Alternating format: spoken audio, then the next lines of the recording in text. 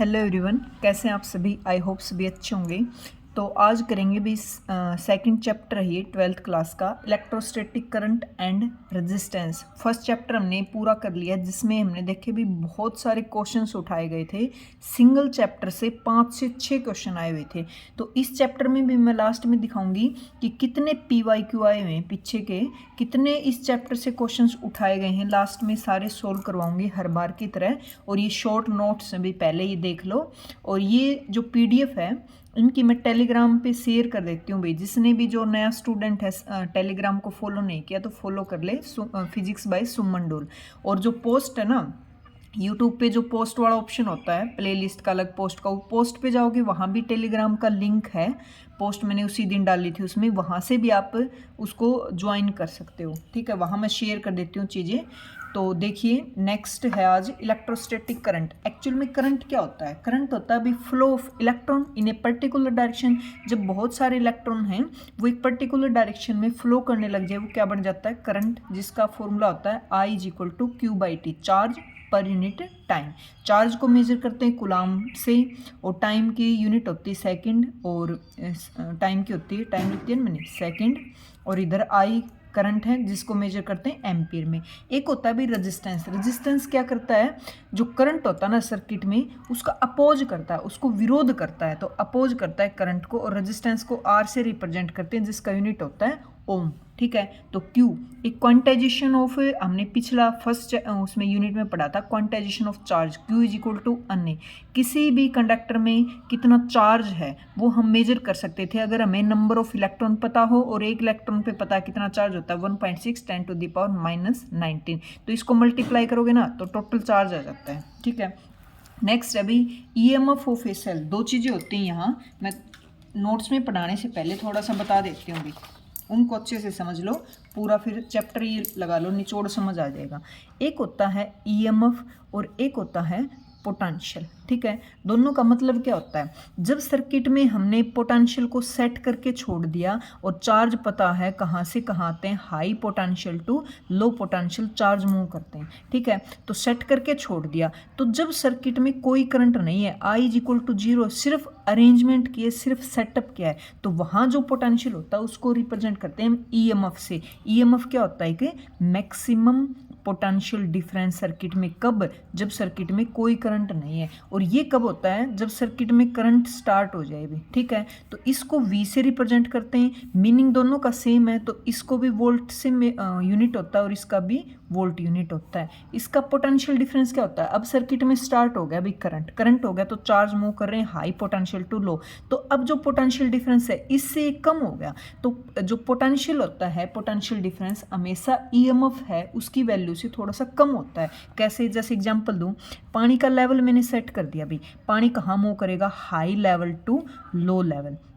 अब मान लो ये ऊंचाई थी इसकी 10 मीटर और ये थी 0 मीटर, तो डिफरेंस कितना हुआ? 10 - 0 = 0। तो अब देखो पानी ने स्टार्ट कर दिया, थोड़ा सा चला और मैंने रोक दिया जी, एक बार चला तो ये लेवल कम हो जाएगा, मान लो 9 पे आया, इसका इंक्रीज हो जाएगा 1, तो डिफरेंस देखोगे 8 मीटर। तो इसकी वैल्यू होती है ना, इससे कम आती है हमेशा है। ठीक है, तो ये कब था? जब पानी चल रहा है, और ये कब था? जब सिर्फ अरेंजमेंट किए, सिर्फ सेटअप करके छोड़ा हमने, अभी मोशन कुछ भी नहीं है, मतलब करंट इसमें 0 है, उस टाइम पे मैक्सिमम वैल्यू देता है। जब करंट स्टार्ट हो जाएगा तो लेवल के डिफरेंस में थोड़ा सा अंतर इससे कम हो जाएगा, भी कम होता ही चला जाएगा, तो ये बन जाता है पोटेंशियल डिफरेंस। और ये है EMF बोलते हैं भी, इलेक्ट्रोमोटिव फोर्स होता है, क्योंकि इसी की वजह से तो यही तो फोर्स प्रोवाइड करता है भी, high potential to low charge को मूव करना है। ठीक है, दोनों का यूनिट सेम है क्योंकि कहीं ना कहीं मीनिंग सेम है। ठीक है, तो EMF की वैल्यू क्या होती है? जब ये टर्मिनल पोटेंशियल निकालेंगे ना, इसमें IR इंक्लूड हो जाता है, ये वाला भी इसकी मैक्सिमम वैल्यू है,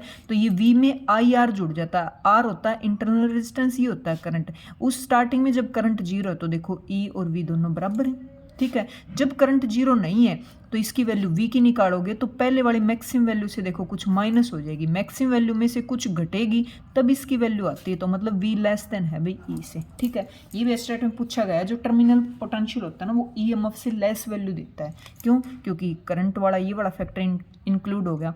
R होता है भी रेजिस्टेंस, एक तो होता है कैपिटल R, एक होता है स्मॉल r। इसके इर्द गिर्द भी बहुत क्वेश्चन घूमते हैं, मैं PYQ कराऊंगी लास्ट में, तब दिखाऊंगी किस तरह से दोनों के ऊपर क्वेश्चंस बने हुए। इसका मैं अभी बता देती हूँ। ये वाला रेजिस्टेंस होता है ना, 10th क्लास से पढ़ते आ रहे हो, लेंथ के डायरेक्टली प्रोपोर्शनल होता है, एरिया की इन्वर्सली प्रोपोर्शनल। मतलब कंडक्टर की लेंथ जितनी इंक्रीज होगी उतना ही एक्सटर्नल रेजिस्टेंस इंक्रीज होता चला जाएगा। ये वाला एरिया जितना इंक्रीज होगा उतना रेजिस्टेंस कम हो जाएगा। तो ये वाला जो स्मॉल आर है इंटरनल रेजिस्टेंस, इलेक्ट्रोलाइट जो एनोड कैथोड होते हैं ना, वहाँ पे आयंस वगैरह की वजह से जो अंदर रेजिस्टेंस बनता है ना, वो होता है ये इंटरनल रेजिस्टेंस। तो ये वाला, ये दोनों रूल इस पे भी सेम है भाई। एल के ये भी डायरेक्टली प्रोपोर्शनल है और ये आर है वो इन्वर्सली प्रोपोर्शनल एरिया के। ये दोनों रूल इन पे सेम है, ठीक है। डिफरेंस कहाँ है?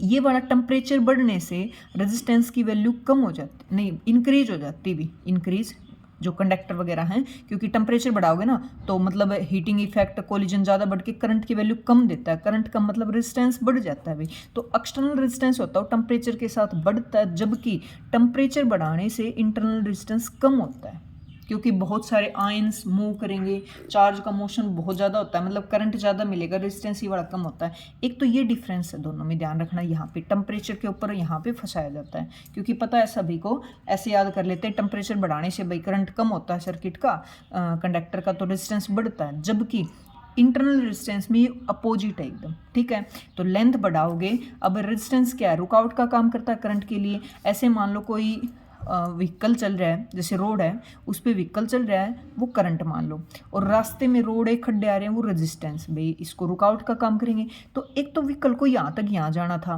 इतनी रुकावट थी, मैं इसकी लेंथ इंक्रीज कर दूँ तो रुकावटें बढ़ गई, तो लेंथ बढ़ाने से रेजिस्टेंस बढ़ता है। एरिया, एक तो व्हीकल यहाँ चल रहा था, मैं एरिया बढ़ा दूँ, रोड का चौड़ा कर दूँ, तो इसको जाने में थोड़ी आसानी हो जाएगी। यहाँ से जगह नहीं तो यहाँ से चला जाएगा, यहाँ से जगह नहीं तो इधर इधर, तो एरिया बढ़ाने से रेजिस्टेंस कम होता है। दोनों चीज़ें लाइफ टाइम याद रख लोगे। और रेजिस्टेंस इज फिर क्या हो गया, एल बाई ए, और इसको खोल लोगे तो एक कांस्टेंट लगाते हैं भी प्रोपोर्शनल साइन हटाने के लिए, रेजिस्टिविटी। ये रेजिस्टिविटी होता है जो कि नेचर ऑफ द मटेरियल पे डिपेंड करता है। अगर मटेरियल सेम है और उसका अलग अलग टाइप से यूज कर रहे हो, लेंथ कम करके, एरिया बढ़ा के, घटा के, कोई फर्क नहीं पड़ता। अगर नेचर सेम है, वही है, वायर वही है जैसे, तो रेजिस्टिविटी सेम होती है, ठीक है। रेजिस्टिविटी पे भी यही फर्क पड़ता है, मेटेलिक के लिए टेम्परेचर बढ़ाने से ये इंक्रीज हो जाती है और इलेक्ट्रोलाइट्स में डिक्रीज होती है। बिल्कुल ये सेम रूल लागू होते हैं रेजिस्टिविटी पे भी। यूनिट क्या होता है रेजिस्टिविटी का, देखो ये इधर जाएगा, R A by L, R का ओम मीटर स्क्वायर और इसका लेंथ का मीटर, तो ओम मीटर होती है रेजिस्टिविटी की यूनिट। तो आई होप ये मेन कंसेप्ट था, पूरे चैप्टर का निचोड़ था, वो समझ आ गया होगा। तो देखिए चैप्टर को कंटिन्यूस करेंगे। सबसे पहले है EMF of a cell, electromotive force, जो फोर्स देता है किसको, चार्ज मूव करने को। कहाँ से कहाँ मूव करेंगे, high potential to low potential.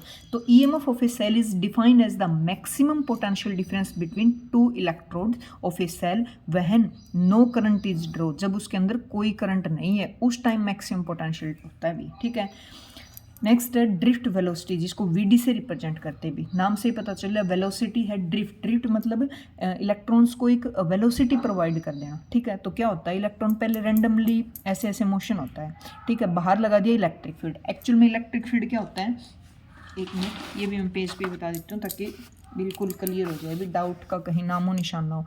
Electron का मोशन रैंडम होता है, वो कहीं कहीं अपनी दिशा में ऐसे ही रैंडमली चलते हैं, फिर उसके बाहर लगा दिया इलेक्ट्रिक फील्ड, सेटअप कर दिया इस डायरेक्शन में। एक्चुअल में इलेक्ट्रिक फील्ड क्या होता है, पिछले चैप्टर में मैं इसको बहुत अच्छे से एक्सप्लेन कर चुकी। एक साइड सारे पॉजिटिव चार्ज होते हैं, एक side negative. Electric field line positive to negative move करती है, ठीक है, ऐसे। तो इलेक्ट्रिक फील्ड इधर है पॉजिटिव टू नेगेटिव, तो इलेक्ट्रॉन पॉजिटिव की तरफ अट्रैक्ट होंगे तो सारे इलेक्ट्रॉन्स को एक पर्टिकुलर डायरेक्शन मिल जाएगी पॉजिटिव टर्मिनल के लिए, इलेक्ट्रिक फील्ड के अपोजिट मूव करेंगे। क्यों, क्योंकि तो पॉजिटिव की तरफ जाएंगे कि इलेक्ट्रॉन पे नेगेटिव चार्ज होता है, तो पॉजिटिव टर्मिनल पे जाएंगे। तो इलेक्ट्रिक फील्ड के अपोजिट एक पर्टिकुलर डायरेक्शन प्रोवाइड कर देना, ड्रिफ्ट कर देना इनकी वेलोसिटी को, इन्हें पर्टिकुलर डायरेक्शन, उसको बोलते हैं ड्रिफ्ट वेलोसिटी, ठीक है। तो देखिए कैसे drift velocity, drift velocity electron की एक्चुअल मोशन रैंडम होता है। अभी इलेक्ट्रॉन का एक्चुअल मोशन होता है वो रैंडम होता है, अलग अलग डायरेक्शन में होता है, सभी डायरेक्शन में होता है, लेकिन इलेक्ट्रिक फील्ड की वजह से उनका नेट मोशन है वो फील्ड के अपोजिट डायरेक्शन हो जाना, उसको बोलते हैं ड्रिफ्ट वेलोसिटी। जैसे इसकी डेफिनेशन लिखी मैंने, drift velocity is defined as the average velocity with which free electron get drift toward the positive end of the conductor, positive end की तरफ जाएंगे, क्यों? क्योंकि इलेक्ट्रॉन पे नेगेटिव चार्ज होता है और opposite charge attract to each other under the influence of external electric field applied. भी इलेक्ट्रिक फील्ड की प्रेजेंस में ही तो जा रहे हैं, इलेक्ट्रिक फील्ड नहीं होगा तो जाएंगे कैसे, कौन उनको इधर खींचेगा, ठीक है। तो ड्रिफ्ट वेलोसिटी की वैल्यू होती है भी ई टो बाई एम। ई है charge of one electron, capital E है इलेक्ट्रिक फील्ड, टो है रिलैक्सेशन टाइम और एम है मास ऑफ इलेक्ट्रॉन। तो ये डायरेक्टली प्रोपोर्शनल ई के हो गया भाई, जितना इलेक्ट्रिक फील्ड ज़्यादा होगा वहाँ पे उतना ही ड्रिफ्ट वेलोसिटी ज़्यादा होगी, उतना ही उनके अट्रैक्शन है, एक पर्टिकुलर डायरेक्शन का अट्रैक्शन है उतना ही ज़्यादा होता चला जाएगा। नेक्स्ट है मोबिलिटी, जो कि रेशियो होता है ड्रिफ्ट वेलोसिटी और इलेक्ट्रिक फील्ड का, ठीक है। तो वी डी बाई ई। तो इसके कई बार पेपर में यूनिट वगैरह डायमेंशंस फॉर्मूला वगैरह पूछ लेते हैं। तो ड्रिफ्ट वेलोसिटी हो चाहे वेलोसिटी हो, मैंने डायमेंशंस फार्मूला वाला चैप्टर करवाया ना, समझाया था कि किसी टाइप की एनर्जी हो सबका डायमेंशंस फार्मूला सेम होता है, किसी टाइप की वेलोसिटी हो, किसी टाइप की पावर हो, बस नाम देखो, आगे पीछे वाला मत रखो भी, ये पोटेंशियल एनर्जी है, बस ध्यान रखो ये एनर्जी है, काइनेटिक एनर्जी है, ध्यान रखो ये एनर्जी है, तो सेम होता है। तो ड्रिफ्ट वेलोसिटी में वेलोसिटी का रखोगे, इलेक्ट्रिक फील्ड का रखोगे। ई का कैसे निकालोगे, V by L, relation between E and V, पहले वाले यूनिट में था ना, ई इज इक्वल टू क्या होता है minus d V by d R, वहाँ से निकाल लोगे चाहे ई की वैल्यू, ई का डायमेंशन फॉर्मूला वगैरह, ठीक है। मोबिलिटी ज़्यादा तो चार्ज कैरियर आसानी से मूव करेंगे भी, तो टेम्परेचर बढ़ाओगे तो मोबिलिटी कम हो जाएगी, ठीक है। और ये इसकी 2 यूनिट रख दी भी मैंने इधर, कई बार एग्जाम में पूछी जाती है। नेक्स्ट टॉपिक है भाई इंपॉर्टेंट सा, जो कि बोर्ड क्लास में तो 12th में आता ही आता है भाई, क्या? Relation between current and drift velocity. I is equal to क्या होता है A n e v d, I is equal to A n e v d. A area होता है, एन नंबर ऑफ उसमें चार्ज कैरियर कितने move करें, e electron पे कितना चार्ज है एक इलेक्ट्रॉन पे, और वी डी होता है ड्रिफ्ट वेलोसिटी, ठीक है। ओम्स लॉ जो कि 10th क्लास में आ गया था, ओम्स लॉ होता है V is equal to I R. R resistance है, V is directly proportional to I था, आई करंट है, V पोटेंशियल है, ठीक है। तो आर की वैल्यू होती है V बाई आई, जिसकी मैंने यूनिट अलग अलग रखी हुई, ठीक है। डिपेंडेंसी मैंने पेज पे अभी समझा दी थी, R is directly proportional to L, R is inversely proportional to area. जब प्रोपोर्शनल साइन हटाओगी तो resistivity, resistivity nature of the material पे डिपेंड करता है, जिसका यूनिट होता है ओम मीटर, ठीक है। ये तो मैंने अभी एक्सप्लेन कर दी थी। तो आगे चलेंगे नेक्स्ट। हाँ, एक होता है भी रजिस्टिविटी, एक होता है कंडक्टिविटी, दोनों आपस में रेसिप्रोकल होते हैं, एक दूसरे के उल्टे होते हैं। तो जो रजिस्टिविटी है, जिसकी वैल्यू हमने कांस्टेंट से भी निकाली थी, उसकी वैल्यू होती है m by n e square tau, ठीक है। और कंडक्टिविटी का फॉर्मूला हो जाएगा n e square tau by m, ठीक है। तो ये कंडक्टिविटी रजिस्टिविटी देखो इनवर्सली प्रोपोर्शनल है एन के बी टो के भी। टेम्परेचर बढ़ाओगे रिलैक्सेशन टाइम डिक्रीज होता है, डिक्रीज होगा तो ये रजिस्टिविटी बढ़ जाती है। तो टेम्परेचर बढ़ाने से रजिस्टिविटी बढ़ जाती है। किसकी बात हो रही है? कंडक्टर की, ठीक है। हाँ, करंट डेंसिटी, नाम से ही पता चला current density, J is equal to होता है कितना करंट है per unit area is current density. Conductance जो कि रेजिस्टेंस का अपोजिट होता है, ठीक है। इसकी एमएचओ, इसकी ओम होती है ना OHM, इसकी एमएचओ यूनिट होती है। हाँ, इलेक्ट्रिकल कंडक्टिविटी मैंने बताया, रजिस्टिविटी का क्या होता है? उल्टा होता है, रेसिप्रोकल होता है। तो उल्टा होता है, इनवर्सली प्रोपोर्शनल होता है, तो उसकी value m by n square tau थी, तो इसकी उल्टी कर दो। जे की वैल्यू सिग्मा ई बी। हाँ, ये मैंने लिख दिया। देखो, टेम्परेचर इंक्रीज करने से रेजिस्टेंस भी इंक्रीज होता है और रजिस्टिविटी भी इंक्रीज होती है। किसके केस में? मेटेलिक कंडक्टर के केस में। टेम्परेचर कोफिशिएंट ऑफ रेजिस्टेंस एक यूनिट में पहले भी आ चुका था, वहाँ लेंथ वगैरह का था, change in length bye original length into में चेंज इन टेम्परेचर, इस तरह से लेते थे न्यूटन लॉ ऑफ कूलिंग वगैरह में। तो इसमें टेम्परेचर है तो यहाँ टेम्परेचर लेंगे, मतलब रेजिस्टेंस है, टेम्परेचर कोफिशिएंट है रेजिस्टेंस का, तो अल्फा से रिप्रेजेंट करते हैं। ऊपर चेंज इन रेजिस्टेंस, नीचे ओरिजिनल रेजिस्टेंस इनटू में चेंज इन टेम्परेचर, ठीक है। रेजिस्टेंस को सीरीज में कैसे जोड़ते हैं ये मैंने पहले ही बताया था। भाई रेजिस्टेंस होता है, जैसे रेजिस्टेंस होता है, इंडक्टर होता है, कैपेसिटर होता है, इन दोनों के फॉर्मूले सीरीज में सेम है, इनका उल्टा है। इनका जो सीरीज में वो इसका पैरेलल में, इसका पैरेलल में वो इनका सीरीज में। तो रेजिस्टेंस और इंडक्टर को सीरीज में सीधे ही जोड़ते हैं। भी बार बार क्वेश्चन उठाए जाएंगे, फॉर्मूले यूज होते हैं, ये मत समझे ना भाई 10th क्लास में ये कहाँ उठाएंगे। अरे ये बड़े क्वेश्चन है, उसके बीच में उठाएंगे। 4 रेजिस्टेंस दे दिए, जोड़ना पड़ेगा सीरीज में, तो पैरेलल में तो इस तरह से जोड़ के नेट रेजिस्टेंस निकालना पड़ेगा सर्किट का। इस तरह से क्वेश्चन उठाए जाते हैं। भी यूज होगा, देखना कैसे। हाँ, मैं बता देती हूँ भी, तुम कुछ स्टूडेंट ऐसे हैं भी जो वीडियो को बिल्कुल लाइक नहीं करते, बस पढ़ लेते हैं, सुन लेते हैं, ना कमेंट वगैरह रिप्लाई करते हैं। ये मैं वीडियो दोबारा शूट कर रही हूँ भी, माइक लगाया था पहले मैंने, उसमें आवाज़ नहीं आई, आधी सी वीडियो बनी थी, आधी से कम, और आवाज़ बंद हो गई। तो सोच के देखो, मेरा 1.25 घंटा वैसे ही वेस्ट हो गया, और अब मैं दोबारा ये रिकॉर्ड कर रही हूँ बिना माइक के ही फिर। ठीक है, पता नहीं अब की बार भी बंद हो जाए, तो इसलिए यहाँ तो आवाज़ मतलब एक पास में ही है मेरे, तो बिना माइक भी बना सकती हूँ, पहले ही बनाती थी, तो अब माइक मैंने यूज़ नहीं किया अभी। तो देख लो, मैं ये बता रही हूँ भाई, बैकग्राउंड किसी को दिखता नहीं है भाई, पीछे के जो दिख रहा है एक्चुअल में उसके पीछे मेहनत कितनी होती है ये अंदाज़ा बहुत कम ही लगा पाते हैं भी, जो उस चीज़ से गुजरे हैं तो मेहनत लगती है भी। थोड़ा सा कमेंट और लाइक तो कर ही दिया करो, शेयर वगैरह कर दिया करो चैनल को, क्या हो जाएगा, ठीक है। वैसे भी अब अपना जो सिलेबस है ना वो बहुत फास्ट चल रहा है, कुछ एक चैप्टर बचे हैं जो मैं बहुत जल्द कवर करवा के फिर इंपॉर्टेंट क्वेश्चन प्रैक्टिस और बीएससी के वगैरह के भी है ना जो कुछ टॉपिक जो बार बार उठाए जाते हैं वो भी कवर करेंगे, ठीक है। बहुत अच्छा हो जाएगा पेपर तक, देखना। हाँ, ये 2 रूल हैं जो याद रखने हैं तुम्हें, क्योंकि न्यूमेरिकल में लास्ट में कराऊंगी, इसमें देखना ये भी यूज होंगे। क्या, सीरीज में करंट सेम होता है भी, कोई चीज़ सीरीज में है तो सबके पास सेम करंट होता है। पैरेलल में पोटेंशियल सेम होता है, कोई पैरेलल में कनेक्शन है तो एक के पास भी है उतना ही सबके पास है, तो सीरीज में करंट सेम होता है, पैरेलल में पोटेंशियल सेम होता है। पूछूंगी मैं बाद में जब सोल्व करेंगे क्वेश्चन, पर ध्यान रखना ही। ईएमएफ ऑफ ए सेल वही है, थोड़ा सा मैंने इसको रिलेट करने के लिए नीचे लिखा है। सेल के टर्मिनल के बीच का पोटेंशियल डिफरेंस जब सेल में कोई करंट नहीं निकल रहा हो, लाइक ए ओपन सर्किट है भाई, करंट ही नहीं है सर्किट में तो लाइक ए ओपन सर्किट। ये क्या होता है, maximum potential difference between the 2 electrode of a cell when no current are draw from the cell, ठीक है। यूनिट क्या होता है, वोल्ट ही, मैंने बताया दोनों का यूनिट सेम होता है, वोल्ट। इंटरनल रेजिस्टेंस क्या होता है, देखो इंटरनल रेजिस्टेंस मतलब सेल के अंदर इलेक्ट्रोलाइट्स होते हैं, एनोड कैथोड, ठीक है, और इलेक्ट्रोड द्वारा करंट के प्रभाव का जो अंदर विरोध या रेजिस्टेंस, विरोधी होता है, रेजिस्टेंस मतलब विरोध किया जाता है, उसे बोलते हैं इंटरनल रेजिस्टेंस, अंदर का रेजिस्टेंस, जिसका सिंबल होता है स्मॉल आर, और यूनिट तो सेम ही होगी क्योंकि रेजिस्टेंस है तो ओम ही मिलेगी, ठीक है। हाँ, मैंने थोड़ा सा इधर डब्बे में डाल दिया, देखो मेटेलिक कंडक्टर होता है, टेम्परेचर बढ़ाने से रेजिस्टेंस बढ़ता है, जबकि उल्टा होता है इसके केस में, जैसे मैंने यहाँ लिखा हुआ है। इंटरनल रेजिस्टेंस के कुछ डिपेंडेंसी है भाई, क्योंकि क्वेश्चंस ऐसे डालते हैं, पहले भी आया हुआ है और आने के चांस भी है भाई। तो इंटरनल रेजिस्टेंस किस किस पे डिपेंड करता है, एक तो इलेक्ट्रोलाइट नेचर पे भी, किस टाइप का नेचर है उसका, उसके हिसाब से उसका इंटरनल रेजिस्टेंस सेलेक्ट होगा। कंसंट्रेशन के ये इन्वर्सली प्रोपोर्शनल है, कंसंट्रेशन जितनी इलेक्ट्रोलाइट्स की बढ़ाओगे करंट ज़्यादा होगा तो सीधी सी बात है रेजिस्टेंस कम होगा। डिस्टेंस के मैंने बताया डायरेक्टली प्रोपोर्शनल होता है, जिस तरह से कैपिटल आर होता है वैसे ही, और एरिया की इन्वर्सली प्रोपोर्शनल होता है। टेम्परेचर बढ़ाने से ये वाला आर है ना वो डिक्रीज होता है, ये ध्यान रख लेना बस, ठीक है। क्योंकि देखो टेम्परेचर बढ़ाओगे इलेक्ट्रोलाइट्स के आयंस तेजी से मूव करेंगे, दैट मीन्स करंट अच्छा मिलेगा, तो रेजिस्टेंस को क्या होना पड़ेगा, कम होना पड़ेगा। क्यों, क्योंकि दोनों एक दूसरे के रेसिप्रोकल है।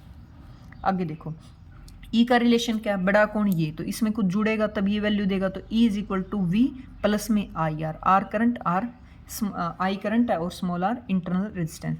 जब सर्किट ओपन है, जब सर्किट में कोई करंट नहीं है, इसको हटा दो, दोनों बराबर है। जब सर्किट में करंट है तो इसकी वैल्यू वी की वैल्यू क्या आ जाएगी, E minus I R. Most important है भाई, बार बार ये फॉर्मूला यूज होगा, देखना, ठीक है। आगे देखो वोल्टेज ड्रॉप, कई बार नाम आता है और सभी मोस्टली मैंने देखा बच्चे कंफ्यूज हो जाते हैं। वोल्टेज ड्रॉप क्या चीज़, देखो रेजिस्टेंस में जब करंट पास होता है तो पोटेंशियल डिफरेंस में कुछ कमी आ जाती है, उसको बोलते हैं वोल्टेज ड्रॉप हो गया वहाँ। कैसे एग्जांपल देखो, ई की वैल्यू स्टार्टिंग में 12 वोल्ट थी, जो रेजिस्टेंस है इंटरनल वो 1 ओम है, करंट उसमें 2 एम्पियर है, तो वोल्टेज ड्रॉप निकालोगे तो आई आर की वैल्यू निकाल दो, यही तो होता है ड्रॉप है, तो 2 इंटू 1 2 वैल्यू आ गई। तो पहले 12 था, वी की वैल्यू कितने आ गई, ये वाला फॉर्मूला यूज करोगे तो 10 आ गई, 2 कहाँ गया, 2 वोल्टेज ड्रॉप हो गया, ठीक है। ये वोल्टेज ड्रॉप होता है। टर्मिनल पोटेंशियल, जैसे वी, टर्मिनल पोटेंशियल क्या होता है, वी से रिप्रेजेंट करते हैं, और वी जो सर्किट में करंट के बाद आता है, तो देखो potential difference between 2 electrodes of a cell in the close circuit, जब सर्किट में करंट हो, वी वोल्ट में, ठीक है। स्टेटमेंट पूछा गया है कि टर्मिनल पोटेंशियल होता है सेल का वो ऑलवेज लेस, इसकी वैल्यू तो लेस ही होती है, मैक्सिमम को नहीं, तो वी तो कुछ भी हो भाई, कुछ सेकंडों के लिए भी मोशन हो करंट का तो भी लेवल में फर्क हो जाता है। पानी से सोच के देखो, कंपेरिजन मैंने बता दिया बड़ा अच्छा एग्जांपल देके, भी पानी थोड़ा सा भी चला गया ना तो लेवल में डिफरेंस आ जाता है, तो इसकी वैल्यू हमेशा लेस होती है, किससे, ईएमएफ से, ठीक है। ये भी बहुत बार रिपीट होते हैं भी, सेल का चक्कर घुमाते हैं क्वेश्चंस में। जब बहुत सारी सेल सीरीज में ऐड हो तो पूरी सर्किट है उसका नेट सेल कितना होगा, सबके लिए अलग अलग इंटरनल रेजिस्टेंस है, तो पूरी टोटल उसका सर्किट का इंटरनल रेजिस्टेंस कितना होगा। तो देखो सेल को ये कह रहा है सीधा जोड़ दो सीरीज में, तो E1 plus E2 plus EN, और रेजिस्टेंस भी कैसे जोड़ते हैं सीरीज में, सीधे जोड़ते हैं। अगर ये बहुत सारी सेल पैरेलल में कनेक्ट हों तो क्या होगा, देखो पैरेलल में कनेक्ट हों तो ये कह रहा है इक्विवेलेंट EMF आएगी, वो होगी E1 R1 plus E2 R2 divided by R1 plus R2, ठीक है। और पैरेलल में रेजिस्टेंस कैसे जोड़ते हैं, 1/R1 प्लस 1/R2, एलसीएम लोगे तो ये आ जाएगा, ऐसे जोड़ते हैं, ठीक है। जैसे कैपिटल R जोड़ता है ना, वैसे ही बात हो। ओम्स लॉ की कुछ लिमिटेशन है भाई, ये नहीं ये ओम्स लॉ हर जगह यूज होता है। तुम धरती पे माप रहे हो, तुम पहाड़ी पे जाके माप रहे हो, हर जगह नहीं यूज होता। तुम ठंड में माप रहे हो, तुम गर्मी में माप रहे हो चीज़ों को। तो देखो एक तो ये इसकी लिमिटेशन क्या है, टेम्परेचर कांस्टेंट होना चाहिए। अगर टेम्परेचर चेंज हो रहा है ना, उसकी वजह से हर जगह मतलब टेम्परेचर अलग है, तो टेम्परेचर अलग, वहाँ रेजिस्टेंस अलग होगा, रेजिस्टेंस अलग है, तो ये ओम्स लॉ वहाँ वैलिड नहीं होगा। नॉन ओमिक डिवाइस है उनके लिए भी एप्लीकेबल नहीं होता, जैसे कि डायोड है, ट्रांजिस्टर है, थर्मिस्टर है, इलेक्ट्रोलाइट्स हैं। बहुत ज़्यादा हाई वोल्टेज है, बहुत ज़्यादा हाई करंट है, वहाँ भी ये यूज नहीं होता इसका भी, ठीक है। ये फिर से मैंने, ताकि ध्यान रह जाए बार बार चीज़ों को। हाँ कुछ मैंने देखा भाई PYQ कम लगा रहे हैं बच्चे जो, या फिर कोई टॉपिक है, मैंने जैसे ये यूनिट चल रहा है इसका PYQ मैं साथ कराऊंगी। अगर इस चैप्टर पे मैं इंपॉर्टेंट क्वेश्चंस की वीडियो अलग से ले आऊँ तो उसको फिर कम देखते हैं, पता नहीं क्यों। अरे क्वेश्चन की प्रैक्टिस करोगे कॉन्फिडेंस तभी आएगा, ठीक है। कंसेप्ट क्लियर मैक्सिमम से मैक्सिमम तभी क्लियर होते हैं जब बहुत ज़्यादा क्वेश्चंस प्रैक्टिस की जाती है। फिर भी पता नहीं कैसे लापरवाही करते हैं भी। क्वेश्चंस प्रैक्टिस करो। PYQ मैंने 2020 से 25 तक के डाल रखे, बार बार लगाओ उनको, क्योंकि साथ में PYQ लगाओगे, साथ में ये यूनिट वाइज करोगे, फिर PYQ लगाओगे ना, बहुत अच्छा माइंड मैप बनेगा एक, ठीक है। वहाँ दिमाग स्विच करता है, बार बार अलग अलग टाइप के क्वेश्चन आते हैं। यहाँ तो हम एक यूनिट लेके चले जैसे, ठीक है। देखो ये बता चुकी, फिर भी याद करो। मेटेलिक कंडक्टर होता है, टेम्परेचर बढ़ाने से रेजिस्टेंस बढ़ता है, और इलेक्ट्रोलाइट्स में टेम्परेचर बढ़ाने से इंटरनल रेजिस्टेंस कम होता है। मेटेलिक कंडक्टर में टेम्परेचर बढ़ाने से रेजिस्टिविटी बढ़ती है, और इलेक्ट्रोलाइट में टेम्परेचर बढ़ाने से रेजिस्टिविटी कम होती है, ठीक है। आगे देखो, इलेक्ट्रिक मेजरमेंट है, जैसे किरचॉफ के दो रूल हैं भाई यहाँ पे, Kirchhoff first rule, Kirchhoff second rule. इसने करंट के बारे में बताया था तो करंट लॉ भी बोलते हैं, उसने वोल्टेज के बारे में बताया तो वोल्टेज लॉ बोलते हैं। किरचॉफ फर्स्ट रूल में बताया था भाई किसी सर्किट में sum of I, summation of I, total current 0 के इक्वल होता है, जोड़ोगे तो आने वाले करंट इक्वल टू होते हैं जाने वाले करंट के, ठीक है। तो समेशन ऑफ आई, इसने क्या बताया था, बेस्ड है किसके ऊपर, आई है तो मतलब किससे नाता है इसका, चार्ज से, तो कंजर्वेशन ऑफ चार्ज पे बेस्ड है भाई कौन, Kirchhoff first rule. Kirchhoff second rule जिसको वोल्टेज लॉ बोलते हैं, इसने बताया था समेशन ऑफ वी, पूरी सर्किट के अंदर वोल्टेज का सम कर लो, सारे ढूंढ ढूंढ के ले आओ वी को, और एक लूप सा लेके और समेशन ऑफ वी रख दो 0 के इक्वल। इसने क्या बताया था, based on conservation of energy के ऊपर, ठीक है। हाँ, जो किरचॉफ फर्स्ट रूल है वो ओपन सर्किट और क्लोज दोनों के लिए एप्लीकेबल होता है। ये सिर्फ ओपन के लिए एप्लीकेबल होता है, ओपन क्या क्लोज सर्किट के लिए यूज होता है। अभी क्लोज सर्किट होगी तो ये लगा सकते हैं, ठीक है। जिसने टेलीग्राम चैनल को फॉलो नहीं किया, फिजिक्स बाय सुमन डोल, वो कर लें, ताकि मैं नोट्स वहाँ भेजती हूँ भी, प्रैक्टिस कर लो, रिविजन कर लो, क्वेश्चंस वगैरह भी भेजूंगी। आगे आगे थोड़ा सा और स्पीड इंक्रीज होगी, 2-4 चैप्टर रहते हैं हमारे, बस वो निपटा दें, ठीक है। व्हीटस्टोन ब्रिज प्रिंसिपल देखो क्या था, अननोन रेजिस्टेंस को फाइंड आउट करने के लिए एक ब्रिज की फॉर्म में 4 ऐसे रेजिस्टेंस को कनेक्ट करते हैं, ऐसे इस फॉर्म में होते हैं, बीच में गैल्वेनोमीटर होता है, नल डिफ्लेक्शन पे काम करता है। जब सर्किट में करंट नहीं है, गैल्वेनोमीटर में कोई डिफ्लेक्शन नहीं होगा, जो सर्किट है वो बैलेंस होगी, उस टाइम ऊपर के जो रेजिस्टेंस है P/Q किसके इक्वल होगा, R/S की। 3 की वैल्यू गिवन है कि नहीं है तो वो निकाल लेंगे आसानी से। प्रॉपर्टी कुछ बैलेंस ब्रिज के, एक तो गैल्वेनोमीटर डिफ्लेक्शन, नल डिफ्लेक्शन पे काम कर रहा है तो करंट उसमें होना नहीं चाहिए, मतलब करंट 0 है, और नल डिफ्लेक्शन डिवाइस इसको बोलते हैं, ठीक है, क्योंकि उसके ऊपर ही वर्क करता है भी। मीटर ब्रिज, या फिर इसको बोलते हैं स्लाइड वायर ब्रिज, 1 मीटर की लेंथ की वायर लेते हैं, इसलिए इसका नाम मीटर ब्रिज पड़ा भाई। प्रैक्टिकल फॉर्म है किसकी, व्हीटस्टोन ब्रिज की। यूज करते हैं किसके लिए, अननोन रेजिस्टेंस के लिए। ये फॉर्मूला अच्छा रहेगा, दोनों सेम है, इसी का ये फॉर्म है। इसको देखो, इसको इधर ले आए, इसको इधर ले आएंगे, ये बन गया।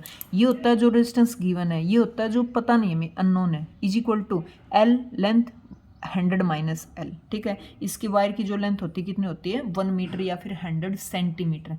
बैलेंस पॉइंट, जहाँ पे गैल्वेनोमीटर, बैलेंस पॉइंट कहाँ होता है, जहाँ गैल्वेनोमीटर में डिफ्लेक्शन ना हो, 0 डिफ्लेक्शन हो भाई, सर्किट में करंट ना हो। पोटेंशियोमीटर होता है और उसका प्रिंसिपल ऑफ वर्किंग देखो, पोटेंशियोमीटर एक इंस्ट्रूमेंट होता है भाई जो पोटेंशियल या बात करें ईएमएफ उसको बिल्कुल एक्यूरेटली मेजर करता है। तो ये किस प्रिंसिपल पे काम करता है, इसने बताया था V डायरेक्टली प्रोपोर्शनल होता है लेंथ के। इस पे जैसे कांस्टेंट करंट के लिए पोटेंशियोमीटर वायर में पोटेंशियल ड्रॉप होगा वो वायर की लेंथ के प्रोपोर्शनल होता है। भाई कितना पोटेंशियल ड्रॉप होगा उस लेंथ पे डिपेंड करता है। लेंथ बड़ी है पोटेंशियल ड्रॉप ज़्यादा होगा, लेंथ कम है ड्रॉप कम होगा। प्रोपोर्शनल साइन हटाने के लिए K यूज़ किया था तो K की वैल्यू हो जाएगी V/L जिसको बोलते हैं पोटेंशियल ग्रेडियंट। तो ये फॉर्मूला यूज होगा भाई V is directly proportional to L। Comparison कैसे करोगे, दो हैं, एक का जो बैलेंस पॉइंट L1 है, दूसरी ईएमएफ के लिए L2, दोनों का रेशियो L1/L2 के लिए। V का ये फॉर्मूला भी है एक V इज इक्वल टू ये क्या बन गया टोटल ईएमएफ और ये R plus R is total R, तो V/R इज I और ऊपर length small length divided by capital length into में R। ठीक है, बस लास्ट पेज है। देखो heating effect of current, heating effect current की वजह से हीटिंग इफेक्ट, जिस तरह से जिस इंस्ट्रूमेंट में करंट होता है ना वो गर्म हो जाता है भी जल्द, जैसे कि तुम देखते होगे डेली लाइफ में भी हीटर है, प्रेस है, गर्म हो जाना, या फ़ोन चार्ज लगा रहे हो गर्म हो जाना, बल्ब जल रहा है बहुत देर से गर्म है। ठीक है, तो चीज़ें गर्म हो जाती हैं जिसके अंदर करंट है, तो गर्म होना उसका क्या दिखाता है, हीटिंग इफेक्ट दिखाता है भाई। किस किस पे डिपेंड करता है, एक तो आई स्क्वायर पे, मतलब उस सर्किट में करंट ज़्यादा तो हीटिंग इफेक्ट ज़्यादा होगा। दूसरा रेजिस्टेंस पे, रेजिस्टेंस ज़्यादा है तो हीटिंग इफेक्ट ज़्यादा होगा। तीसरा टाइम पे भी, एक इंसान ने तो एक फ़ोन 1 घंटे चार्ज लगाया, दूसरे ने 5 घंटे चार्ज लगाया, किसका ज़्यादा गर्म मिलेगा, 5 घंटे वाले का। तो टाइम के भी डायरेक्टली प्रोपोर्शनल, जितना टाइम ज़्यादा है सर्किट में उतना हीटिंग इफेक्ट ज़्यादा मिलेगा। तो ये H का फॉर्मूला होता है I²RT। ई का फॉर्मूला इलेक्ट्रिकल एनर्जी का फॉर्मूला होता है PT, या फिर ऐसे देखो पावर का क्या फॉर्मूला होता है वर्क पर यूनिट टाइम, और वर्क को क्या लिख सकते हैं E/टाइम, तो ई का क्या हो जाएगा PT पावर इनटू टाइम। बहुत बार इस पे भी न्यूमेरिकल आते हैं भी। इलेक्ट्रिक पावर क्या होती है P = VI। ओम्स लॉ के अकॉर्डिंग एक बार V की वैल्यू पुट कर दो, एक बार I की पुट कर दो, तो पावर के 3 फॉर्मूले बन गए। जिसकी रिक्वायरमेंट होगी में हम देख लेंगे भी उसमें क्वेश्चंस में क्या डाटा गिवन है उसके हिसाब से पावर का फॉर्मूला यूज करेंगे। ऐसे ही H के भी 3 निकाल दिए मैंने according to ohm law. 1 kilowatt hour होता है भाई 3.6 10⁶ जूल। फ्यूज वायर क्या होता है, एक सेफ्टी डिवाइस है, घरों में सेफ्टी के लिए यूज़ किया जाता है। भाई बहुत डेंजरस लाइट आ जाए तो घरों में जो सामान रखा वो जलने से बच जाए तो फ्यूज वायर यूज़ किया जाता है। इसकी हाई रेजिस्टिविटी होती है, लो मेल्टिंग पॉइंट होता है। लो का मतलब होता है मेल्ट जल्दी हो जाता है। जब हाई डेंजरस करंट आता है तो ये पिघल के सर्किट को ब्रेक कर देता है, ओपन सर्किट कर देता है। तो जो घरों में रखी हुई चीज़ें वहाँ तक करंट नहीं पहुँचेगा, लाइट नहीं पहुँचेगी तो वो बच जाएंगी जलने से। तो फ्यूज वायर ये पूछा गया क्वेश्चन है। अभी इसका मेल्टिंग पॉइंट क्या होता है, लो होता है, जल्दी मेल्ट हो जाता है। ठीक है, एफिशिएंसी, बहुत क्वेश्चन आते हैं पे भी। एफिशिएंसी होती है भी कोई डिवाइस कितना एफिशिएंट है, कोई इनपुट डिवाइस को कितना इनपुट मिल रहा है और वो आउटपुट कितना दे रहा है, तो दोनों का ratio output power by input power, efficiency पता चलती है भाई। एक तो 100% एफिशिएंसी ऊपर जितना इनपुट दे रहे हो, जैसे कि मैं तुम्हें पढ़ा रही हूँ, पहले ही बताया था मैंने, तो तुम कितना उसको रिस्पॉन्स देते हो भाई, कितना चीज़ों को लाइक करते हो, शेयर करते हो। मुझे कितना, कुछ के तो कमेंट्स इतने अच्छे होते हैं भाई, मतलब इतनी अच्छी फीडबैक देते हैं। सोच के देखो मेरे मन में भी उनके लिए कितनी अच्छी पॉजिटिव वाइब्स निकलती होंगी भाई। ठीक है, तो एफिशिएंसी मतलब होता है भी जैसे मैं पढ़ा रही हूँ, इनपुट दे रही हूँ, तो तुम रिप्लाई में कितना आउटपुट देते हो, तो वो चीज़ उतनी एफिशिएंट मानी जाती है भी। क्वेश्चंस मैंने नीचे लिखे हुए हैं भी कौन सी ईयर में कितने आए हुए हैं, तो 1 बाय 1 क्वेश्चन करेंगे। मैं पानी पी लेती हूँ बीच में बस।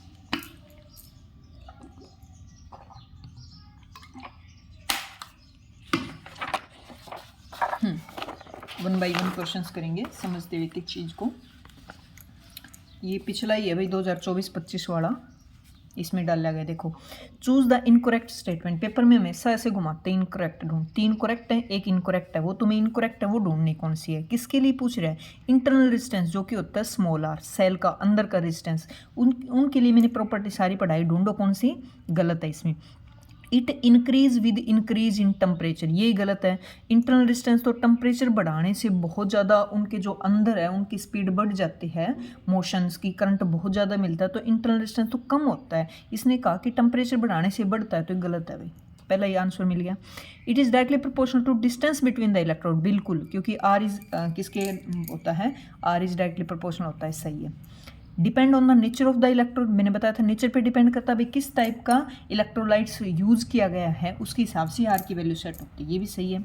It is directly proportional to concentration of the electrode, ये गलत है भाई, डायरेक्टली प्रोपोर्शनल होता है, इनवर्सली प्रोपोर्शनल होता है, क्योंकि कंसंट्रेशन इलेक्ट्रोलाइट्स की इंक्रीज होती है उतना ही करंट इंक्रीज मिलता है भाई, तो रेजिस्टेंस तो डिक्रीज होगा। दो गलत हैं भाई, अब बोर्ड ने पता नहीं कौन सा मान्य था इसमें, ए और डी दोनों ही गलत है, इसमें दो सही हैं, ये दोनों गलत हैं, ठीक है।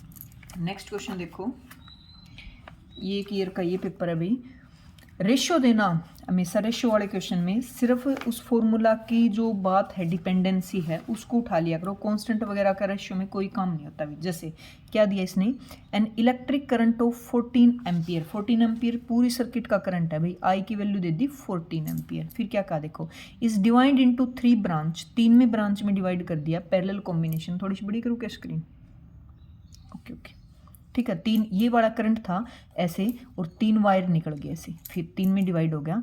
The length and diameter, length और डायमीटर का रेशियो दे रखा भाई, मतलब लेंथ L1 L2 L3 जिसका रेशियो दे रखा 2 3 4 और डायमीटर D1 D2 D3 जिसका रेशियो दे रखा √2 1 और 2 ऐसे, ठीक है।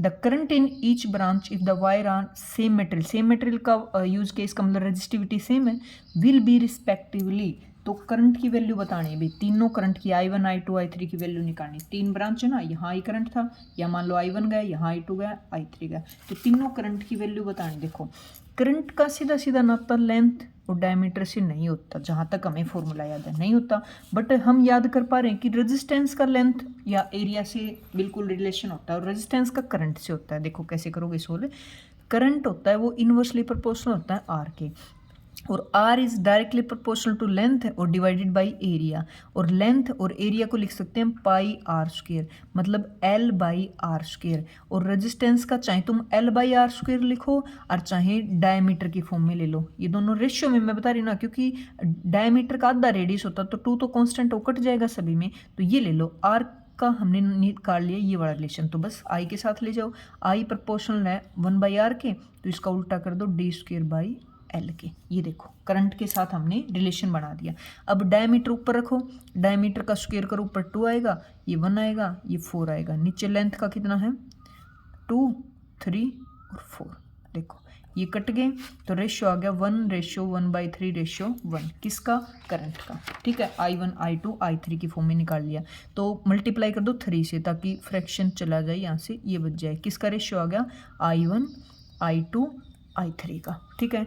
तो हमें इनकी वैल्यू निकालनी है, तो देखो 3 3 6 7, 7 करंट है और टोटल अपने को दे रखा है 14, तो एक की वैल्यू आ गई 14/7 मतलब 2, एक की वैल्यू 2 आ गई, तो इसको मल्टीप्लाई करो 6 आ गई, 2 आ गई 6, ये तो मैंने लगाया शॉर्टकट, ठीक है, जो मैथ में शॉर्टकट लेके चलते हैं, बट लॉन्ग कट से कर लो। I1 की वैल्यू कैसे निकालोगे, 3 डिवाइडेड बाई होता है तीनों का सम, भाई कोई भी रेशियो अपने पास और टोटल वैल्यू तो कैसे निकालते हैं, first divided by sum of इनका 3 3 6 और 7, और टोटल करंट दे रखा है 14, तो 3 दूनी 6 आ गया ना। सेकंड के लिए निकालोगे तो सेकंड रेशियो और डिवाइडेड बाई होता है टोटल इंटू में 14, तो ये आ गया 2, तो देखो 6 2 अगला भी 6 आएगा, तो इस तरह से 6 to 6 इसकी वैल्यू आ गई भी 6 to 6, ये बड़ा करेक्ट आंसर है, ठीक है। तो रेशियो देख हमेशा किसी क्वेश्चन में सिर्फ उसमें डिपेंडेंसी देखा करो कि वो फॉर्मूला किस पे डिपेंड करता है।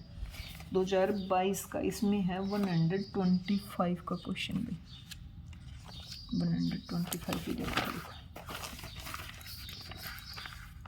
ये एक current of 2 ampere follow through the 2 ohm resistor when connect across a battery, भी बैटरी से कनेक्ट करें तो 2 एम्पीयर करंट है उसमें और 2 ओम रेजिस्टेंस से कनेक्ट है।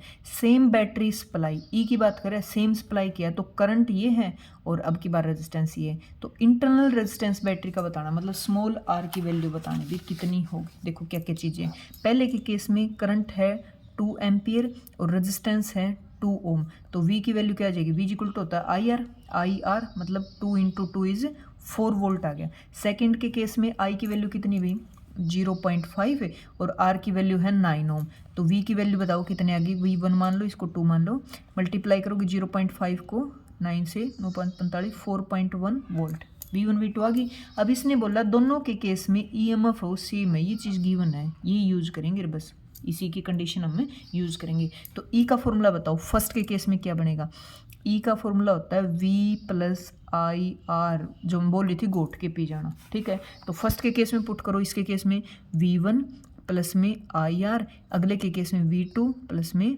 आई आर, ठीक है। पुट कर दो सभी की वैल्यू जो जो गिवन है। V कितना गिवन है 4, प्लस में इसके केस में आई कितना गिवन है 2, और आर की वैल्यू आर है। इसके केस में V2 कितना भाई 4.5, प्लस में इसका आई कितना है 0.5 आर, ठीक है। तो इसको आर वालों को इधर ले आओ, 2 में से 0.5 जाएंगे मतलब 1.5 आर, इसको इधर ले आओ, 4.5 से 4 जाएगा मतलब 0.5, तो आर की वैल्यू आ गई बस 0.5 बाई 1.5, काट दो इसको 1.3 ओम, ठीक है। बस 1.3 ये करेक्ट आंसर भी। सिर्फ हमने ये फॉर्मूला यूज़ किया और गिवन कंडीशन यूज़ की, और कुछ भी नहीं था। इसी पेपर में 145 का और है, इसी पेपर में एक और पूछा गया 145, ये क्वेश्चन देखो, the equivalent resistance of the two resistance, जब सीरीज में ये कह रहा है भाई रेजिस्टेंस को सीरीज में कनेक्ट करो ना तो 18 ओम आएगा, और जब उनको पैरेलल में कनेक्ट कर दो तो 4 ओम आएगा, ठीक है। तो वो रेजिस्टेंस बताओ, 2 रेजिस्टेंस हैं, 2 रेजिस्टेंस की बात की इसने, देखो कैसे 2 रेजिस्टेंस है, ये कह रहा है जब उनको सीरीज में ऐड करोगे तो सीरीज में रेजिस्टेंस क्या ऐड करते हैं सीधा ही, तो रिजल्ट आता है 18 ओम। और जब उनको पैरेलल में ऐड करोगे, पैरेलल में कैसे ऐड करते हैं 1/R1 प्लस में 1/R2, 2 रेजिस्टेंस है तो ये कितना रिजल्ट दे रहा है 4 ओम। तो ये R1 R2 की वैल्यू निकालनी, बस 2 चीज़ें दी हैं, R1 R2 पूछा है, तो इसका एलसीएम लो क्या आ जाएगा R1 R2, ऊपर आ जाएगा R1 प्लस R2, किसकी वैल्यू है 1/RP की, तो RP की वैल्यू कितनी आ गई, इसको उल्टा कर दो तो R1 R2 by R1 plus R2, R1 R2 की तो वैल्यू दे रखी है इसने, R1 R2 is equal to कितनी दे रखी है 18 ओम दे रखी है, तो R1 और R2 की वैल्यू कितनी आ गई, ये पैरेलल वाला कितना दे रखा था 4 ओम, इसकी इक्वली रख दो जी 4 ओम, तो ये R1 R2 की वैल्यू आ गई भाई 18 इंटू में 4 ओम, 8 चूँकि 32 3 4 7 72 ओम। बस अब पता है क्या, 2 रेजिस्टेंस है जिनका जोड़ तो 18 ओम है और उनकी मल्टीप्लाई 72 ओम है, तो ऑप्शन से भी तो कर सकते हैं। देखो एडिशन 18 ओम आना चाहिए, 18 18 18 18, वाह भाई वाह सबका 18। अब मल्टीप्लाई 72, 2 आना चाहिए लास्ट में, 2 देख लो, 6 2 जा 12, 2 आ रहा है, 8 आ रहा है, 6 आ रहा है, 5 3 जा 15, एक का ही 2 आ रहा है, तो मतलब first option is correct. Option से कर लो कि जोड़ इतना आना चाहिए और मल्टीप्लाई इतनी आनी चाहिए, बस ठीक है। और इसी पेपर में 149 पे दे रखा है भी, इसी का है, सेम पेपर में देख लो 3 क्वेश्चन डाले हुए हैं ये बड़ा, ठीक है। A resistance of 2 ohm is connect across one gap of a meter bridge. The length of the wire is 1 meter and the unknown resistance greater than 2 ohm. Unknown resistance है ना भाई, एक resistance दे दिया दूसरा unknown है, तो ये कह रहा है 2 ohm से उसकी वैल्यू क्या आनी चाहिए greater, is connect across the other gap. When these resistance, कौन से these, एक तो ये 2 और एक जो नहीं पता हमें, और इंटरचेंज कर दे, 2 ohm है वो R की जगह लगा दो R, और 2 ohm वाली जगह लगा लो, तो बैलेंस पॉइंट शिफ्ट हो जाएगा 20 सेंटीमीटर, पहले जहाँ था उससे 20 सेंटीमीटर शिफ्ट हो गया भाई। The value of unknown resistance, जो अननोन रेजिस्टेंस उसकी वैल्यू निकालो, चीज़ों को एक एक को समझते हुए चलो भाई कैसे। इसने बताया यहाँ था 2 ओम और यहाँ था अननोन रेजिस्टेंस हमें नहीं पता, तो जो इसके लिए लेंथ कितनी यूज़ कर रखी वायर की 1 मीटर है, ठीक है। हाँ कोई शिफ्ट पॉइंट आएगा, मान लो एल आया, ये मान लो, फिर इनको इंटरचेंज कर दो, इसकी जगह तो ये आर लगा दो और इसकी जगह ये 2 ओम लगा दो, और अब जो शिफ्टिंग पॉइंट आया वो अल डैश आया, कुछ और आएगा भाई शिफ्ट पॉइंट, और इनकी शिफ्ट कितनी होगी, अल डैश माइनस अल निकालोगे तो इसकी वैल्यू दे रखी 20 सेंटीमीटर है भाई। शिफ्टिंग पॉइंट है वो 20 सेंटीमीटर शिफ्ट हो गया, मतलब दोनों को घटाओगे तो दोनों घटाओगे तो 20 सेंटीमीटर आएगा, बस जो गिवन कंडीशन है ना इसका यूज़ कर लो। अब L1 की और मतलब L की L डैश की वैल्यू निकाल लो, जो फॉर्मूला मैंने बताया था, कौन सा बताया था मैंने, R/S is equal to L/100 minus L बताया था ना, याद कर लेना। ऊपर होता है नॉन रेजिस्टेंस, नीचे होता है नॉन। पहले वाले के केस में रखो नॉन, ये वाला कितना है 2, तो 2 divided by R is equal to L divided by 100 minus L, cross multiply कर दो 200, 2L is equal to RL, L common ले लो क्योंकि L की वैल्यू निकालनी है, तो L उधर जाके कॉमन लोगे तो ये कितना है R क्या, हाँ तो देखो L कॉमन लोगे तो ये R है और ये इधर आ जाएगा 2, इधर कौन बच गया 200, तो L की वैल्यू आ गई भी 200 डिवाइडेड बाई आर प्लस में एल क्या नहीं टू है, टू बस एक निकाल ली। इसी तरह एल डैश की ओर निकाल लो, इसी फॉर्मूले में पुट करेंगे। ऊपर वाला अब कितना है आर, नीचे वाला कितना है कोई resistance two is equal to shift नया एल डैश है और नीचे आएगी 100 माइनस एल डैश बस। ठीक है, वही फॉर्मूला उसी फॉर्मूले को हमने यूज़ किया है अब। ठीक है, तो एल डैश की वैल्यू निकालो, फिर से मल्टीप्लाई कर दो, इसको करोगे तो 100 आर माइनस में आर एल डैश किसके इक्वल हो गया 2 एल डैश। एल डैश ये इधर ले आओ ताकि एल डैश कॉमन आ जाए, तो यहाँ 2 है, ये इधर आके प्लस में हो जाएगा, इधर कौन बच गया 100 आर। तो एल डैश की वैल्यू कितनी आ गई 100 R divided by R plus में 2, ये आ गई, देख लो। अब इसने बताया बाद वाला शिफ्ट हो गया वो पहले वाले से, दोनों की डिस्टेंस कितनी दे दी 20, तो बाद वाला ये है, तो इसकी वैल्यू रखो 100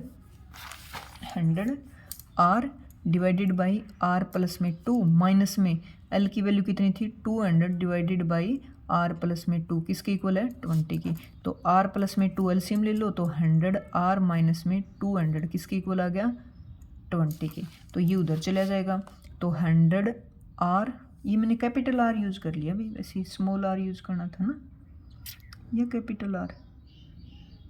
एक सेकंड, किसकी वैल्यू पूछी इसने, वैल्यू ऑफ अननोन रेजिस्टेंस, चक अननोन रेजिस्टेंस की पूछी है तो कैपिटल यार करो। मैं सोची इंटरनल रेजिस्टेंस तक घुमाना इसको क्वेश्चन को, ना इसमें देखो, इसमें पूछी value of unknown resistance, unknown कौन सा जो हमने 2 के साथ आर लगाया, तो इस आर की वैल्यू निकालनी है बस, तो निकल गया आसानी से 200। इसको इधर लेके जाओगे तो ये बन जाएगा 20 आर प्लस में 240, इसको इधर लेके आओ 80 आर हो जाएगा, ये इधर जाएगा जुड़ जाएगा, 200 में 40 जोड़ोगे 240, तो आर की वैल्यू आ गई, इसको इससे कर दो डिवाइड, 8 3 24 3, आर की वैल्यू आ गई भी 3 ओम। बताओ क्या था, पता है क्या था इसमें, मैं बताती हूँ। 3 ओम आंसर है।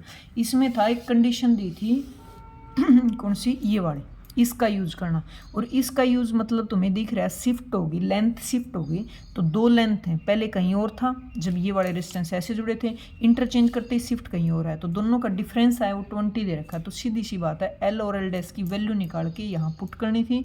आंसर तो ये मैंने सोल्व करने के लिए लॉन्ग ले दिया, इतना वो नहीं है, जब तुम एग्जाम में बैठोगे इतना बड़ा थोड़ी ना कैलकुलेशन करोगे, वहाँ करोगे आप शॉर्टली लेना है, थोड़ा सा सिलेबस कवर हो जाए, फिर मैं शॉर्टली भी बताऊंगी तुम्हें किस तरह से शॉर्ट लगाना होता है, मतलब ट्रिक लगानी होती है। ठीक है, नेक्स्ट अभी पेपर 23 115 का क्वेश्चन है इसमें, 115 है ये,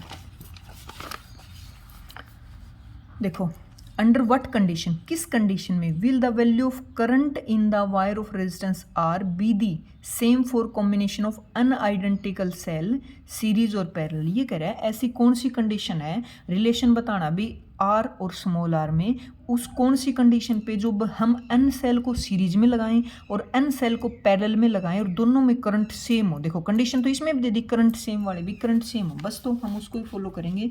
इसने बताया चाहे तो तुम सीरीज में लगाओ और चाहे तुम पैरेलल में लगाओ, आई क्या होना चाहिए, आई आना चाहिए सेम, और according to ohm law V is equal to होता है आई आर, मतलब आई हो जाता है वी बाई आर, बस ये यूज करना है। आई की वैल्यू निकाल लो सीरीज में जब बहुत सारी अन सेल सीरीज में रखी हो, आई की वैल्यू निकालो जब बहुत सारी सेल पैरेलल में हो। तो पहले निकालो सीरीज वाला, ऊपर क्या होता है वी होता है, बहुत सारी अन सेल, मैंने बताया ना सीरीज में अन सेल कैसे जुड़ते हैं, E1 plus E2 plus E3 सभी सेम है, तो एन ई हो जाएगा भाई, एन भाई ई लगी है, फिर ई लगी है, ई लगी है, सारी सेम है, तो एन ई हो गया, तो एन ई। नीचे कौन है रेजिस्टेंस, रेजिस्टेंस होता है टोटल रेजिस्टेंस, बाहर तो आर ही लगा है और अंदर वाले सीरीज में रेजिस्टेंस लगे हैं, मतलब आर आर आर आर कितने हो गए एन आर। ये आ गया करंट कब सीरीज में, पैरेलल में और निकाल लो आई पी। देखो पैरेलल में क्या बताया था मैंने, पोटेंशियल सेम होता है, पैरेलल में बहुत सारी सेम सेल लगी हैं तो सबके पास ई है, बस खत्म बात, बाहर रेजिस्टेंस आर लगा है। अब पैरेलल में देखो स्मॉल रेजिस्टेंस कैसे जुड़ता है 1/r, पैरेलल में तो ऐसे जुड़ता है, और एलसीएम लोगे आर तो ऊपर बच गया एन, बट ये तो किसकी वैल्यू होती है 1/r की, तो आर की वैल्यू हो जाएगी भाई r/n, तो यहाँ हो जाएगा r/n कब पैरेलल में, बस ये आ गई, ये है पैरेलल में। इसने बताया सीरीज पैरेलल में करंट तो सेम है, बस बराबर रख दो n E by R plus में n r is equal to किसके ई बाई आर प्लस में आर बाई एन, इक्वल रख दिया, ये कट गया, क्रॉस मल्टीप्लाई करो, ये बन जाएगा आर एन प्लस में एन से एन कट गया तो यहाँ आर बच जाएगा, इधर ले जाओ आर प्लस में एन आर। देखो आर कॉमन लूँगी तो इधर एन है, ये इधर आके -1 हो जाएगा। स्मॉल आर कॉमन लूँगी, यहाँ एन बचेगा, ये इधर आके -1 हो जाएगा, इससे कटेगा। तो आर इज इक्वल टू, इस कंडीशन पे कौन सी कंडीशन आई, जहाँ करंट सेम हो सीरीज पैरेलल में, जब capital R is equal to हो स्मॉल आर। ठीक है, तो जो कंडीशन है ना, जो कंडीशन दी, डाटा दिया, बस उसका यूज करते चलोगे। ठीक है, नेक्स्ट है इसी पेपर में 134 का क्वेश्चन है भाई, 134। देखो क्या पूछा इसने, A resistance R in series with this, ये एक रेजिस्टेंस है जो इसके साथ सीरीज में लगा है। अब जो ये वाला, इसकी बात हो रही है, 100 वाट पावर अब्जॉर्ब कर रहे हैं, where 2 R connect across the 60 volt line से दोनों को जोड़ रखा है, main voltage. The value of unknown resistance, इसकी वैल्यू बतानी भी, क्या क्या कंडीशन थी इसको, उसको फॉलो करते हुए चलेंगे बस। ठीक है, देखो एक तो बताई इसने, ये वाला रेजिस्टेंस है R और दूसरा रेजिस्टेंस है 8 ओम, ऐसे सीरीज में लगे, इसके अक्रॉस पावर है वो 100 वाट है, और जो मेन बैटरी लगा रखी है वो कितनी दे रखी है, 60 वोल्ट। बस इन कंडीशंस को यूज करते हुए चलेंगे, और वैल्यू ऑफ अननोन रेजिस्टेंस, इसकी वैल्यू निकालनी भाई। ठीक है, तो देखो कैसे करेंगे। आई का फॉर्मूला क्या होता है, according to formula V/R total, ये भी टोटल करंट है, ये पूरी सर्किट का V है, ये टोटल R है। ठीक है, तो V टोटल कितना दे रखा है, 60। R टोटल सीरीज में कैसे जुड़ते हैं, R प्लस में अगले की वैल्यू पता है हमें, करंट निकल गया। दूसरा, इसके अक्रॉस पावर दे रखी, तो पावर का फॉर्मूला लगाओ जिसमें करंट आता हो। तो पावर के मैंने 3 फॉर्मूले बताए थे, VI। अब V की वैल्यू कहाँ रखेंगे, V को भी चेंज कर लो, I²R बन जाएगा, क्योंकि R है ना, तो I²R है, इसमें पुट कर दो भाई। पावर कितनी दे रखी है इसने, पावर की वैल्यू कितनी दी थी, 100 वाट। बस I² की जगह ये वाली वैल्यू यहाँ पुट करो, तो पावर हो जाएगा I का स्क्वायर, I कितना है 60/R प्लस में 8 का स्क्वायर, और आगे कौन है, R है, किसकी, इसकी वैल्यू कितनी दे रखी है। इस इक्वेशन को सोल्व करो और आंसर आ गया भाई। करो देखो, स्क्वायर करो, 3600, और ये बच गया R प्लस में 8 का स्क्वायर, और 12R है, किसके बराबर आ गया, 100 के। 2 0 से 2 0 कट गई, तो इसको लगा लो 36R, ये उधर जाएगा तो A² प्लस में B² प्लस में 2AB 8 तो 16R।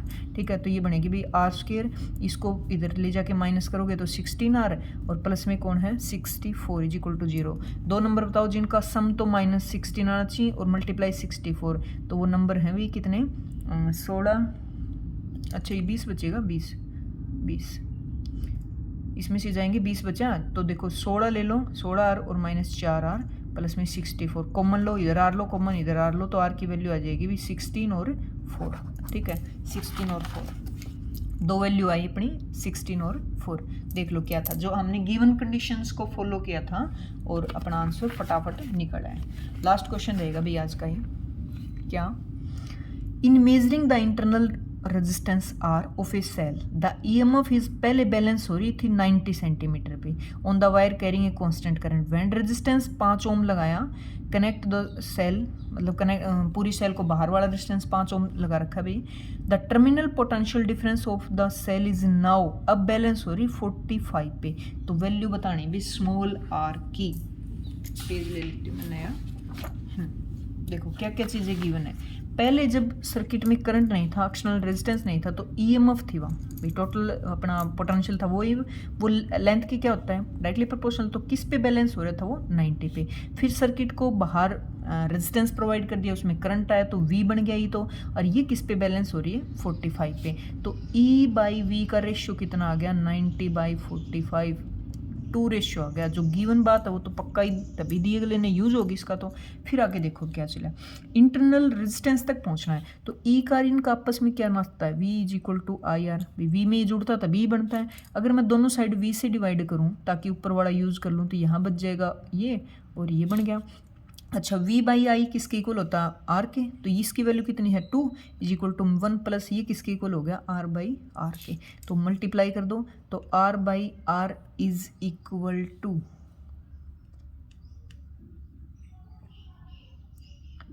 ये सही किया हमने, इसकी वैल्यू नेगेटिव, अच्छा नेगेटिव नहीं आ रही, मैं सोच नेगेटिव आ गई, ये तो 1 इधर जाएगा, 2 में से 1 जाएगा, 1 है, नेगेटिव कहाँ है R, और R की कितनी देर रखी है 5 ना, ये 5 ओम है, तो स्मॉल r की भी कितनी आ गई 5 ओम वैल्यू आ गई, देखो 5 ओम। ठीक है, तो ये 5 ओम आ गई भी, जो एक कंडीशन दे रखी थी, पोटेंशियोमीटर वायर डायरेक्टली प्रोपोर्शनल होता है लेंथ की, वो वाली देखी, और जो मैंने बताई ये फॉर्मूला घोट के पी लेना, उसका यूज़ करते हैं हमने आंसर निकाल दिया चंद सेकंडों में। तो वीडियो को लाइक करना ना भूले भी, और कमेंट करके अपना सुझाव दिया करो नेक्स्ट कौन सी यूनिट लें, कौन सा टॉपिक लें, किस यूनिट्स पे मैक्सिमम क्वेश्चन प्रैक्टिस करवाऊँ, इंपॉर्टेंट क्वेश्चन किस पे लेके आऊँ। थोड़ा सा एफिशिएंसी अच्छी रखा करो भाई, मेहनत तो वो कह रही हूँ ना थोड़ी सी, देख लो पेज पे पढ़ा रही हूँ कमर में भी दर्द होने लग जाता है, चाहे 1.5 घंटे की वीडियो में पूरा पढ़ाती हूँ भाई। अब कल की मैं बता रही थी आवाज़ नहीं आई, अब दोबारा बनाई मैंने, ये देख लो। तो थोड़ी सी एफिशिएंसी को परसेंटेज में थोड़ा सा बढ़ाओ भाई, ठीक है, इसकी ज़रूरत है। और कमेंट करके अपना सुझाव ज़रूर देंगे, लाइक करो, शेयर किया करो। ओके बाय बाय, करते हैं नेक्स्ट वीडियो में नेक्स्ट चैप्टर।